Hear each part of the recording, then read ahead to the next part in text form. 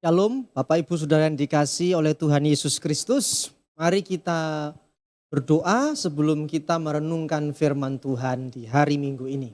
Kita berdoa. Kami bersyukur karena kasih dan kebaikan Tuhan.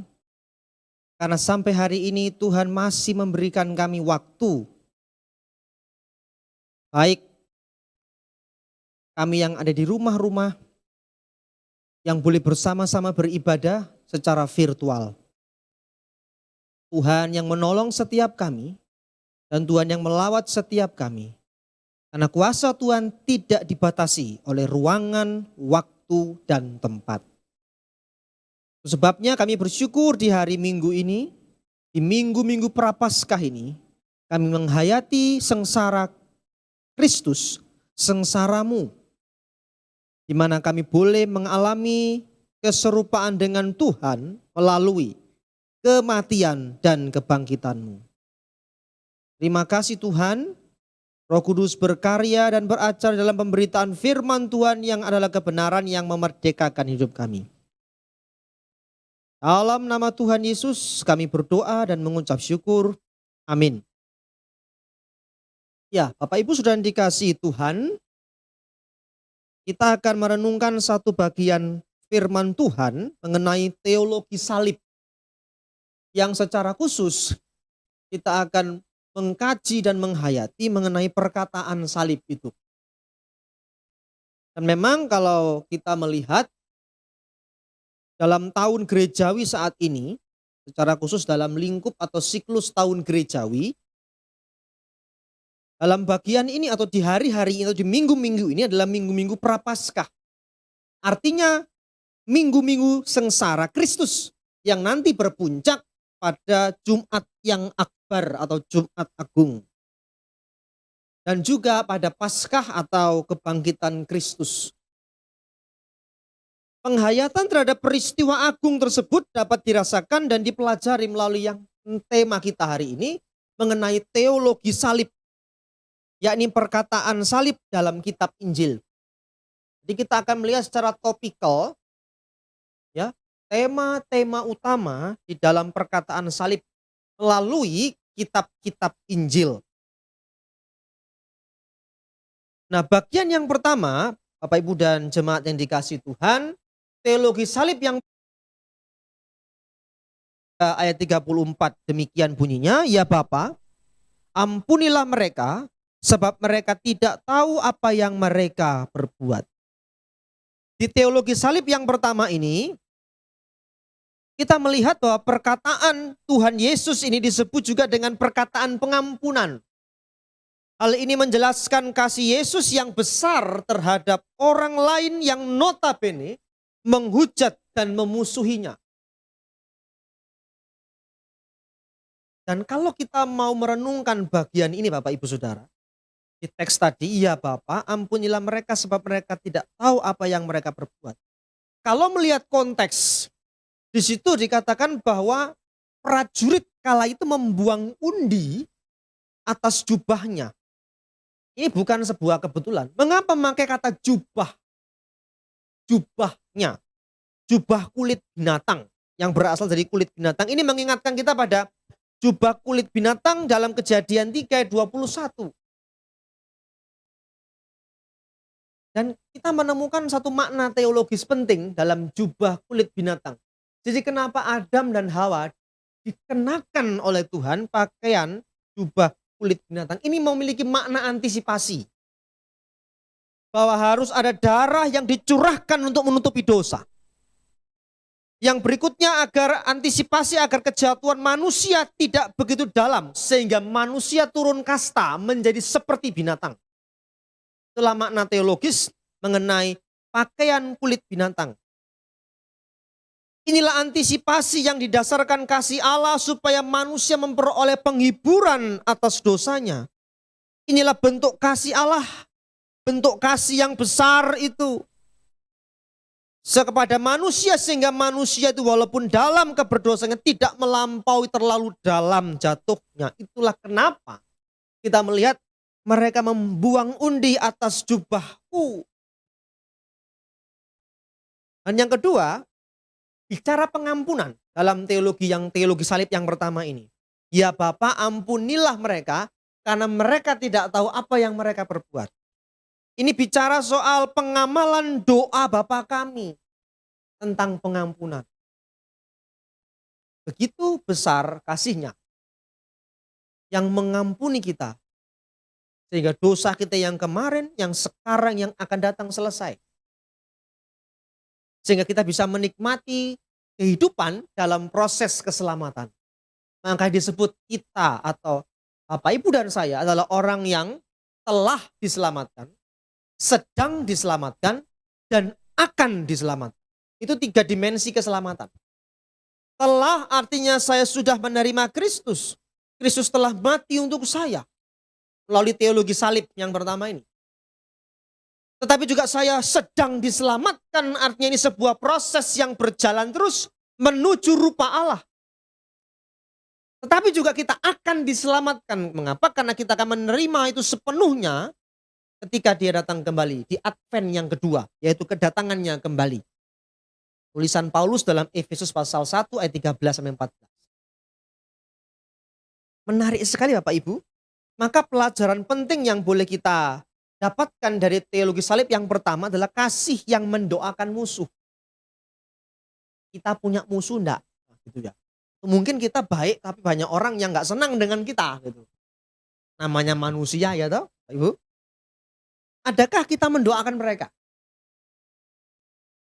Atau cik nih kapok. Gitu. Nak sakit. Wah, kok kakean dosa. Lupa kalau dirinya juga banyak dosanya. Seringkali kita nunjuk-nunjuk orang dengan jari. Oh ini berdosa, ini berdosa. Padahal nggak tahu bahwa dirinya lebih bobrok. Kita nggak tahu. Ya, dirinya nggak tahu juga. Tapi tangannya selalu menunjuk-nunjuk. Tapi dalam teologi salib yang pertama, kita belajar kasih yang mendoakan musuh. Ini kasih yang tanpa syarat, yang tidak menilik jasa. Kasih yang tanpa syarat, yang mengasihi tanpa syarat, berkata tanpa motif apapun, bahkan peduli tanpa berharap lebih. Itulah kasih Yesus. Bahkan dikatakan dalam Kisah Rasul 3:17, Petrus pun juga mengikuti sosok Yesus ini, bahwa Yesus berdoa bagi tentara Roma. Bahkan seperti yang diisyaratkan Petrus tadi juga dalam Kisah Rasul 3:17. Juga berdoa bagi para pemimpin agama umat Israel. Coba, itu kasih yang tanpa syarat. Dan yang kedua, pelajaran penting yang kedua adalah penderitaannya mengampuni kita. Ini esensi penderitaannya, bahwa ia rela mati atau rela menderita demi pengampunan kepada manusia. Jadi ketika Bapak Ibu mengalami disakiti, dikecewakan, doakan mereka. Ya, kita berharap bantuan, kita berharap supaya ada kekuatan, malah dipaidu. Nah ini bahasa tingkat tinggi ya. What is the meaning of dipaidu kan begitu. Sudah nggak ditolong, tapi dimaki-maki. Nah seringkali gitu. Kristen lagi, wah itu sudah repot ini. Nah makanya sekarang ini banyak orang yang pinternya retorika kasih. Ngomong kasih itu nomor 1. Tapi prakteknya 0 begitu. Kenapa? Ya karena tidak menghayati teologi salib ini. Ketika kita menghayati penderitaannya, kita bisa berbagi berkat kepada orang yang menderita. Mendoakan mereka. Sekalipun mereka menyakiti kita, kita doakan. Iya, itu yang pertama. Ya. Teologi salib yang kedua, kalau kita melihat pada bagian selanjutnya, aku berkata kepadamu, sesungguhnya hari ini juga engkau akan ada bersama-sama dengan aku dalam Firdaus. Di dalam bagian yang kedua ini, teologi salib yang kedua ini, Tuhan Yesus mengucapkan perkataan keselamatan. Dan seringkali teks ini disalahartikan oleh saksi Yehova. Ya, kelompok bidat Kristen yang ada berkeliaran di sekitar kita, dengan mengatakan bahwa nanti Firdaus itu masih dipersiapkan. Makanya digeser komanya di situ ya. Jadi harusnya bicara aku berkata kepadamu koma, sesungguhnya hari ini juga. Nah, tapi Saksi Yehova menggeser, aku berkata kepadamu sesungguhnya koma ya, hari ini juga engkau akan, atau aku berkata kepadamu sesungguhnya hari ini juga engkau akan ada. Jadi penekanannya di kata akan, ini masih nanti. Jadi penjahat ini masih nanti, belum sekarang. Nah itu yang disampaikan saksi Yehova untuk menyangkal keilahian Yesus dan untuk menyangkal Firdaus itu. Nah, salah satu penjahat yang disalibkan bersama Kristus telah mengenali pribadi Tuhan Yesus dan menyatakan imannya kepadanya sebagai juru selamat. Ingatlah akan aku Tuhan, kalau engkau datang sebagai Raja. Dapat dilihat bahwa anugerah Tuhan dicurahkan melalui iman. Di sini Tuhan memberikan jaminan kepada orang yang menjelang ajalnya. Jaminan pengampunan dan keselamatan. Makanya dalam Tuhan Yesus tidak ada mudah-mudahan kalau soal keselamatan. Kalau Tuhan mengendaki, tidak ada begitu kalau soal keselamatan. Karena apa? Ini jaminan. Karena yang dari surga turun ke bumi. Itu sebabnya kekristenan itu bukan agama buatan manusia. Gitu ya. Ya, bukan langsung turun kitabnya pluk gitu, tidak begitu. Tetapi kekristenan berbicara firman yang menjadi manusia. Ya, kalam Allah yang nuzul kun fayakun menjadi manusia. Gitu. Makanya kekristenan itu adalah agama yang menyejarah. Bukan agama mitologi. Mengapa? Karena firman itu menjadi manusia. Dan diam dalam suatu bangsa yaitu bangsa Israel. Nah itu sebabnya pelajaran dari teologi salib kedua ini. Menjelaskan kepada Bapak Ibu dan saya di tengah kondisi pandemik hari-hari ini. Bahwa keselamatan kita yang pasti di dalam Tuhan Yesus. Penjahat yang bobrok sedemikian rupa Tuhan kasihi. Bahkan Paulus pernah mengatakan dari sekian banyak rasul aku yang paling berdosa. Tetapi oleh karena aku paling berdosa kasih karunia-Nya besar atas aku. Bahkan Daud pun ketika berdosa dia dalam doanya di Mazmur 51, biarlah aku jatuh ke dalam tangan kasih karunia-Mu. Ini menggambarkan keselamatan yang pasti yang mengasihi manusia yang berdosa itu. Dan kalau kita melihat Tuhan Yesus bukan sahabat orang-orang hebat. Yesus sahabatnya siapa? Orang berdosa, perempuan berzina, ya. Mohon maaf bicara pelacur, ya. Pelahap, peminum, pemungut cukai. Supaya apa? Supaya mereka kembali ke gambar Allah. Tapi orang Kristen sekarang kalau ada orang berdosa langsung jijai begitu ya. Pasang jarak. Alasan social distancing-nya sekarang ya. Sudahkah gereja menjadi jawaban untuk mereka? Keselamatan ini. Seperti Yesus membuka tangannya kepada penjahat di sebelahnya. Perkataan ini menegaskan keselamatan. Itu sebabnya tetaplah beriman di dalam Tuhan Yesus. Karena kita aman di dalam. Pandemik boleh ada. Kalau kita lihat ya, pekerjaan ada yang di PHK dan sebagainya. Tapi yakinlah Bapak Ibu tetaplah di dalam Dia karena kita aman di dalam Dia. Ojo khawatir berkat iku ono ae. Ketika Bapak Ibu tetap di dalam Dia, Tuhan itu pelihara sampai hari ini. Untuk kita semua. Tetaplah beriman di dalam Dia. Teologi salib yang ketiga, dalam Yohanes 19 ayat 26 sampai 27, dikatakan ketika Yesus melihat ibunya dan murid yang dikasihinya di sampingnya, berkatalah ia kepada ibunya, "Ibu, inilah anakmu." Kemudian katanya kepada murid-muridnya, "Inilah ibumu." Bapak Ibu sudah dikasih Tuhan, perkataan ini disebut dengan perkataan kasih.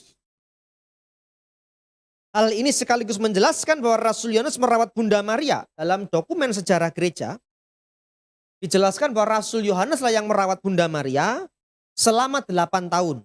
Setelah itu Bunda Maria kembali ke Yerusalem dan meninggal di Yerusalem. Menegaskan apa ini? Di kala penyaliban Yesus, hati Bunda Maria mengalami kepedihan yang mendalam. Pisau akan menyayat jiwamu. Mengapa? Satu, karena dia melihat Sang Firman yang menjadi manusia. Ini menderita. Dua, dalam konteks kemanusiaannya, dia melihat anaknya. Dalam konteks kemanusiaannya, dia melihat anaknya yang menderita. Makanya dikatakan pisau akan menyayat jiwamu. Namun sepertinya Maria nggak bisa berbuat apa-apa. Seperti itu.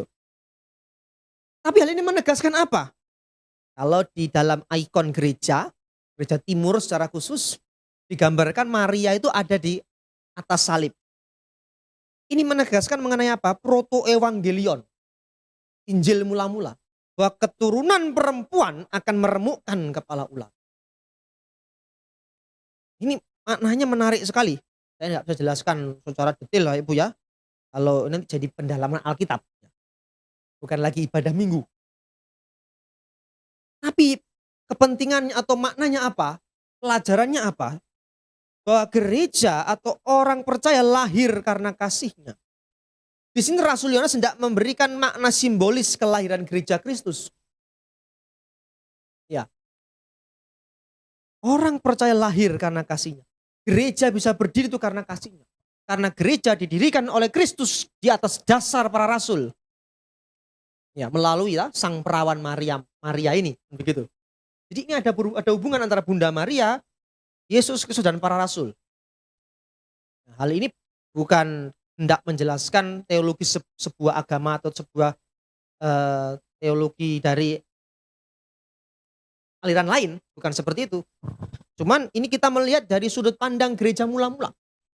Apa itu pengertian Bunda Maria dengan Yesus Kristus dan juga dengan para rasulnya.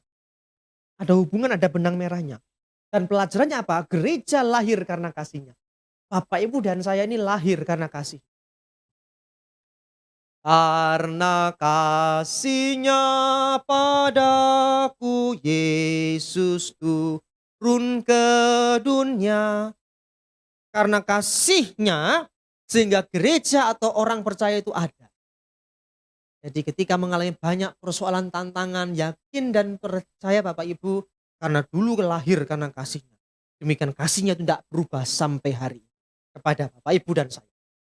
Kan dikatakan dalam Matius 16 itu, bahwa pintu gerbang alam maut tidak bisa menghancurkan gereja. Apa itu pintu gerbang alam maut? Aniaya, sakit penyakit. Paulus bilang ketelanjangan. Lalu ajaran sesat. Tidak bisa menghancurkan gereja, sudah terbukti dari zaman gereja mula-mula. Di mana mereka dianiaya 4 abad, 400 tahun disiram aspal, dibakar hidup-hidup, dimasukkan gua singa. Tapi kekristenan tidak pernah hilang. Kaisar Nero ingin supaya nama Yesus hilang di muka bumi dan nama Nero berkibar. Tapi nyatanya nama Yesus berkumandang terus sampai hari ini dan nama Nero menjadi nama anjing. Nero, Nero, Nero. Inilah kekristenan itu. Inilah iman di dalam Kristus yang tidak berubah sampai selamanya. Iman yang sekali dari zaman Rasul sampai seterusnya. Itulah iman Kristen. Kenapa? Karena Yesus tidak berubah. Sebabnya gereja Tuhan kuat di tengah pergolakan zaman. Rasul Yohanes dalam suratnya dikatakan bahwa iman kita mengalahkan dunia. Gereja lahir karena kasih. Dan yang kedua memberikan makna penegasan bahwa kasih Yesus kepada ibunya. Yesus walaupun dalam penderitaan tetap menghormati ibunya sebagai orang tuanya. Orang tua jasmaninya. Maka dititipkanlah kepada murid yang dikasih yaitu Rasul Yohanes. Untuk dirawat. Karena Rasul Yohanes adalah satu-satunya Rasul yang bersama menyaksikan Yesus sampai dia mati. Maka ketika lambungnya ditikam itu hanya Injil Yohanes yang menulis. Murid yang lainnya sudah kocar kacir hilang. Tapi hanya Yohanes, murid yang mengikuti Yesus sampai Yesus wafat. Ini menarik sekali. Lanjut, kita melihat teologi salib yang keempat dalam Matius 27 ayat 46.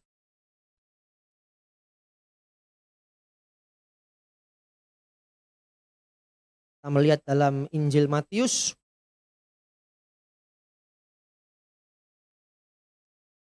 27 ayat 46. Kira-kira jam 3 berserulah Yesus dengan suara nyaring, Eli Eli lama sabachthani. Artinya, Allahku, Allahku, mengapa engkau meninggalkan aku? Ini perkataan Tuhan Yesus dalam teologi salib yang keempat. Eli Eli lama sabachthani. Yang di dalam bahasa Aram disebut Eli Eli lama asfatani. Hal ini memberikan makna perkataan pengharapan. Perkataan ini menimbulkan kengerian itu. Ya, diucapkan oleh Tuhan Yesus pada saat kegelapan di Golgota yang misterius dan supra alami selama 3 jam. Nah, kalau melihat latar belakang Bapak Ibu ya, latar belakangnya perkataan ini namanya antropologi budaya Semitik. Ungkapan ini disebut dengan nyanyian rusa betina di kala fajar. Itu dikutip dari Mazmur 22 ayat 1 sampai 2. Ini menariknya Bapak Ibu ya. Jadi Alkitab, teks-teks Alkitab itu kalau digali itu punya makna. Kata kami, kita, kamu, aku, mereka itu punya makna penting. Jadi jangan pernah dilupakan. Makanya kepentingan konteks itu memang harus dikaji ya Pak Ibu ya. Ini menjelaskan liturgi doa Yahudi sebetulnya yang diucapkan Tuhan Yesus ini. Yang menegaskan bahwa peristiwa kematian akan disambut dengan fajar pengharapan. Nyanyian rusa betina. Nah tadi ada hubungannya. Jadi kenapa Bunda Maria ada di bawahnya Tuhan Yesus dan melihat ke atas. Hal itu digambarkan seperti halnya rusa betina yang merindukan fajar pagi. Makanya dalam Mazmur 22 itu dalam liturgi doa Yahudi. Itu ada namanya nyanyian rusa betina di kala fajar. Sama seperti halnya Bunda Maria melihat Yesus disalib, hatinya tersayat dengan melihat kematiannya. Namun di balik kematiannya ada fajar pengharapan. Di mana di subuh dini hari dia bangkit. Nah ini menarik Bapak Ibu Saudara, pelajaran buat kita bahwa fajar pengharapan bagi dunia yang berdosa ini. Dalam kondisi COVID seperti ini, kita lihat saudara kita ada yang meninggal karena COVID, orang tua atau apa ada yang terserang penyakit. Namun percayalah bahwa fajar pengharapan ada bagi dunia yang berdosa ini. Dunia yang syarat dengan sakit penyakit ini. Yakin dan percaya fajar pengharapan itu ada. Karena kebangkitan. Yang kedua menekankan Tuhan Yesus adalah sang terang dunia yang menerangi jalan orang benar. Bapak Ibu tidak sendiri karena bersama dengan sang terang itu. Di mana masa-masa gelap kita Tuhan yang menerangi. Karena terangnya tidak pernah menyakiti kita. Terangnya menuntun kita, memberi damai kepada kita dan menguatkan kita. Untuk melalui penderitaan yang panjang ini. Yesus Kristus terang dunia yang memberikan karunia hidup yang kekal. Maka disebut perkataan pengharapan. Eli Eli lama asfatani dalam bahasa Aram. Eli Eli lama sabachthani. Ini perkataan orang yang menang. Karena di balik kematian ada pengharapan bagi kita yang percaya dalam Tuhan. Masih ada jalan. Itu sebabnya tetaplah di dalam Yesus saja. Ini teologi salib yang keempat Bapak Ibu Saudara. Dan kalau kita melihat selanjutnya teologi salib yang kelima. Yohanes 19 ayat 28. Sesudah itu karena Yesus tahu bahwa segala sesuatu telah selesai. Berkatalah ia. Supaya genaplah yang ada tertulis dalam kitab suci. Aku haus. Menekankan apakah ini? Perkataan ini merupakan ungkapan penderitaan jasmani. Bapak Ibu semua menderita hari ini? Betul ya? Semua mengalami.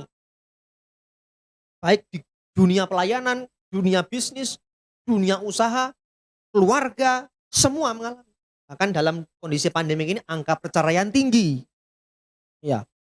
Luar biasa banyak penderitaan yang kita lewati. Semua merasakan. Dalam konteks ini keseluruhan derita salib yang dia rasakan hanya terungkap dengan berkata, aku haus. Ada ini merupakan pemenuhan dari nubuatan perjanjian lama. Sebutnya dalam Mazmur 69 ayat 22. Kenapa? Karena Yesus telah mengenakan totalitas kemanusiaan manusia yang tercipta. Maaf bahasanya agak rumit sedikit. Jadi Yesus itu memakai eee, mengenakan seluruh totalitas kemanusiaan yang berdosa ini, semua ditimpakan pada Kristus. Nah, bahasa sederhananya begitu.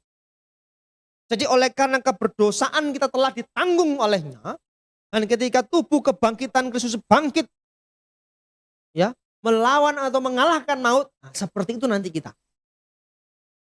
Luar biasa sekali. Maka Alkitab mencatat bahwa dalam peristiwa penyaliban ini, Yesus diberi 2 macam minuman untuk obat bius menahan rasa sakit akibat kekejaman siksa salib itu, walaupun akhirnya Tuhan Yesus menolak. Yang pertama minuman anggur bercampur mur, Markus 15 ayat 23. Dan yang kedua minuman anggur bercampur empedu. Ini semacam obat bius untuk menahan rasa sakit. Namun Yesus menolak itu semua. Kenapa? Supaya dia bisa merasakan betapa sakitnya penderitaan itu, kesengsaraan itu. Dan itulah penderitaan dan sakit yang dialami oleh manusia. Semua Kristus telah alami. Maka Ibrani katakan apa? Imam besar yang kita punya bukanlah imam besar yang tidak dapat turut merasakan apa yang kita rasakan. Sebaliknya dia merasakan semua dan dicobai, hanya tidak berbuat dosa. Jadi dia merasakan semua, apa itu kecewa, dihina, dimaki, dipaido, diunek-unek nih kalau orang Surabaya bilang. Wes gak ditolong, diunek-unek nih. Ya, sebar sana sini kan gitu ya. Tapi dia merasakan itu semua demi kita. Sehingga pelajarannya untuk kita apa Bapak Ibu Saudara? Yesus secara sukarela tanpa paksaan. Makanya hebat ya, kepeduliannya yang tanpa berharap lebih. Dia mati buat semua orang, tapi tidak semua orang mau terima dia kan? Tapi dia tetap kasih itu. Hebat ya. Mungkin kalau kita mungkin gregetan, terus ditolong, ya sik gregetno ati. Terus ditolong sing gak ono semremet. Tapi Yesus luar biasa ya Bapak Ibu ya. Ditolong, mau mereka ingat enggak ingat, Yesus tetap baik. Itu kita belajar ya. Peduli tanpa berharap lebih. Dia secara sukarela menerima salib, penderitaan salib sebagai jalan baginya untuk menyelamatkan manusia dari dosa. Alkitab mencatat Tuhan menolak minuman itu karena memang dia secara sukarela mau merasakan penderitaan salib itu. Penggenapan kurban dalam perjanjian lama. Kitab Imamat secara khusus. Dia mengalami penderitaan jasmani supaya kita selamat walau di tengah penderitaan COVID-19 ini. Yakinkah kita Bapak Ibu bahwa penderitaan jasmani Kristus itu menyembuhkan kita? Luar biasa sekali. Teologi salib yang keenam. Yohanes 19 ayat 30. Tetelestai. Di dalam bahasa Ibrani disebut nislam. Sudah dilunasi atau sudah didamaikan. Bukan hanya sudah selesai, bukan hanya sudah genap, tapi sudah dilunasi dan sudah didamaikan. Perkataan ini merupakan ungkapan kemenangan. Telah selesai, telah lunas. Nah, kalau melihat latar belakang sedikit, pada naskah papirus Yunani kuno terdapat satu tulisan tanda terima pajak pada masa jajahan Romawi. Tertulis kata tetelestai sebagai tanda bahwa pajak itu sudah lunas. Nah, secara tata bahasa kata tetelestai juga mengandung makna bahwa hutang itu telah dibayar lunas. Ya toh?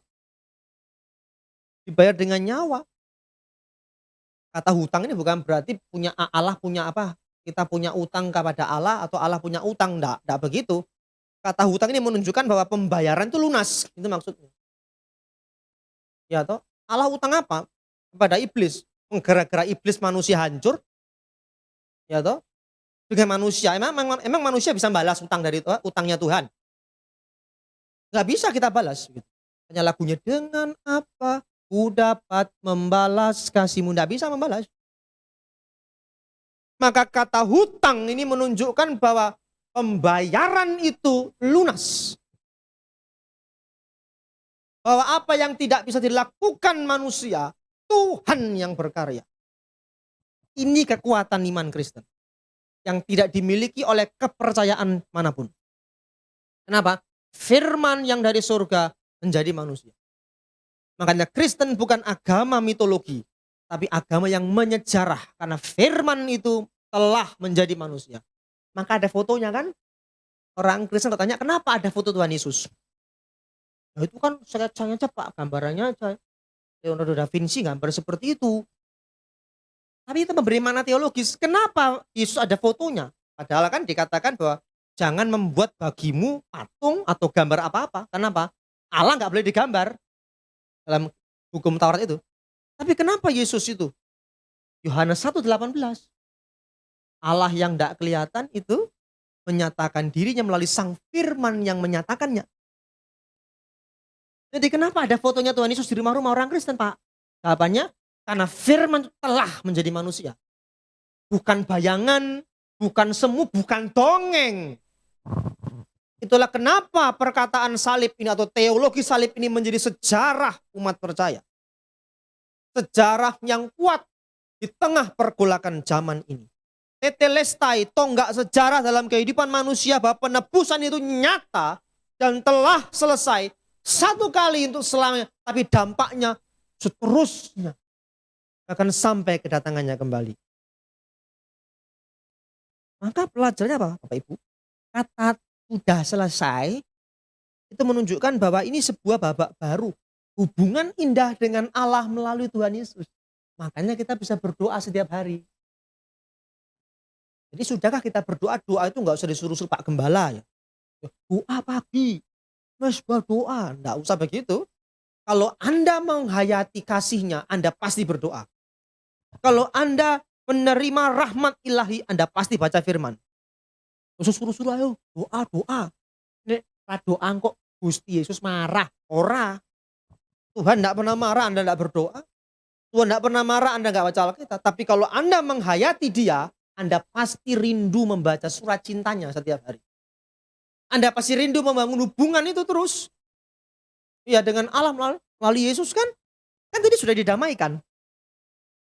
Sudah selesai artinya damai sejahtera dalam hidup kita.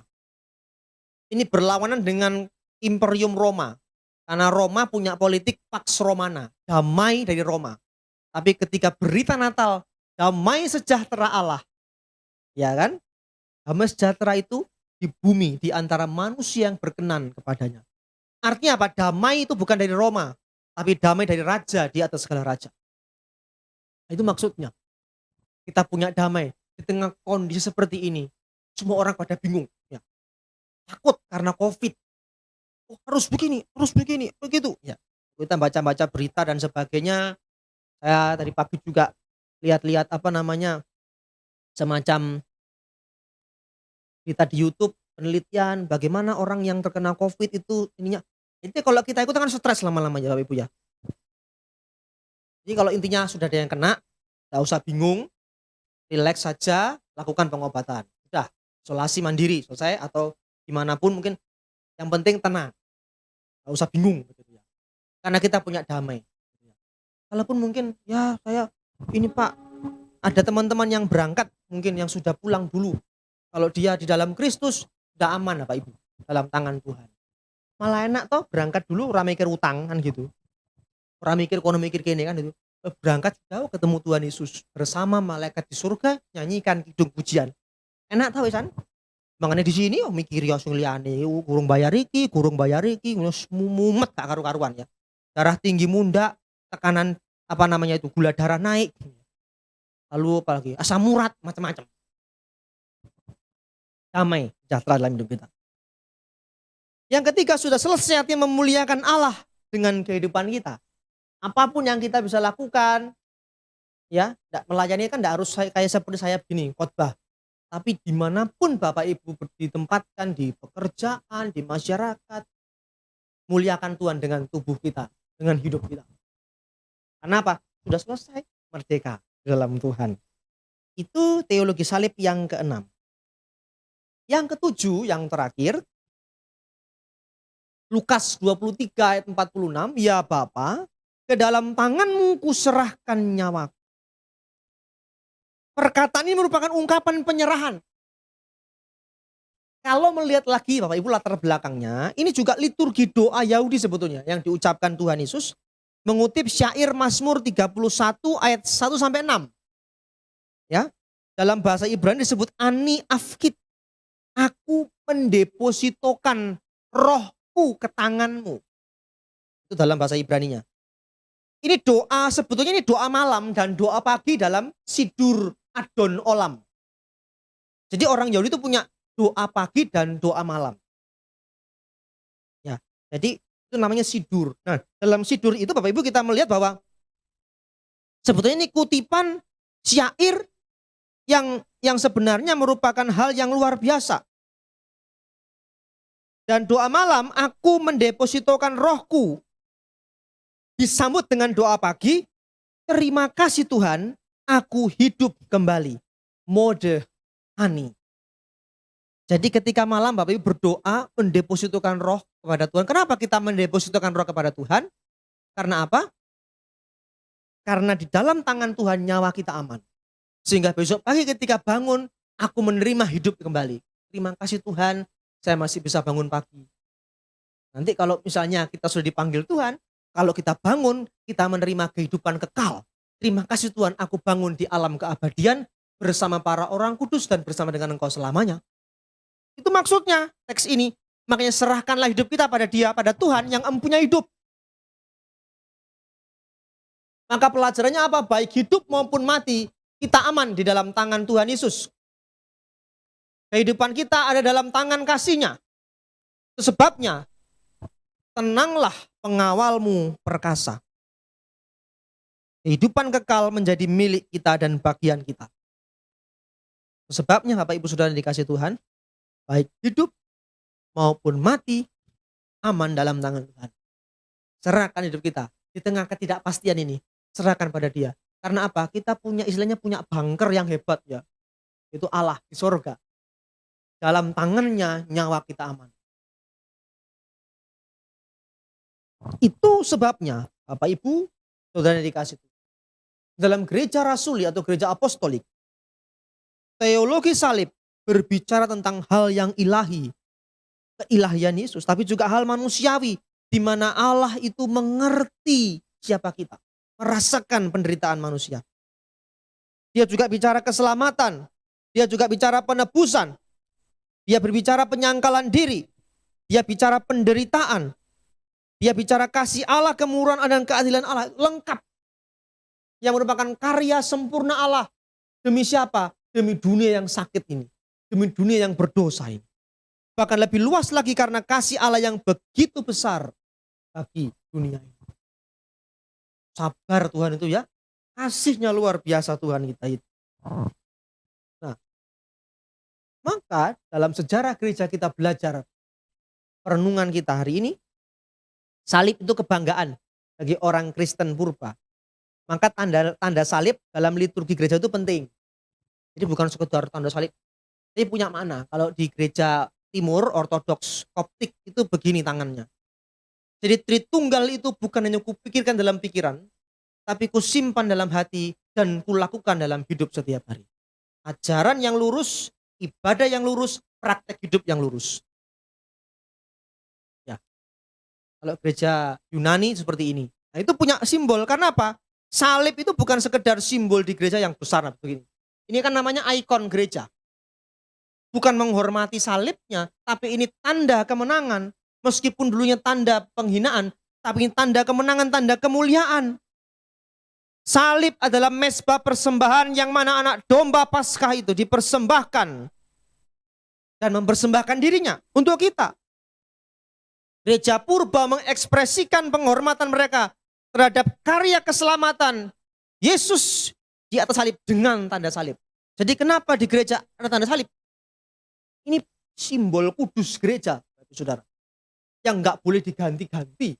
Kenapa? Ini simbol kemuliaan dan kemenangan. Ya bersyukur gereja ini terang sekali salib. Ya. Makna salib ialah keselamatan melalui sebatang pohon atau kayu. Ya,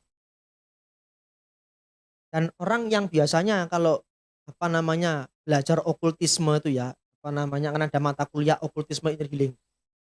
Itu biasanya dukun-dukun kalau nyantet orang Kristen itu gak mempan. Jadi mereka sudah hafal katanya. Sing mbok sapa? Palang kayu. Nah, itu katanya palang kayu tuh ini loh. Nek wis kena palang kayu, meninggal. Kenapa? Ilmune ku terang-terang gitu. Kayak lampu ke padang, gak nyampe kita. Ilmu mau siapa? Iso apa? Palang kayu soalnya katanya. Itu ada yang dulu pernah share begitu. Kalau sudah kena palang kayu, terus gak iso disantet. Ditelu gak mempan, disantet gak mempan, dipelet pun gak bakal lengket. Maksud diketap-ketip ini gak lengket blas. Kenapa? Palang kayu. Itu sebabnya Bapak Gereja menyatakan bahwa salib Kristus adalah pohon kehidupan dan buah kehidupan bagi dunia ini. Siapakah itu yang menerimanya? Bapak Ibu dan saya. Bagikan kasih itu kepada orang di sekitar kita di tengah-tengah kondisi COVID seperti ini. Teologi salib, iman yang mengalahkan dunia.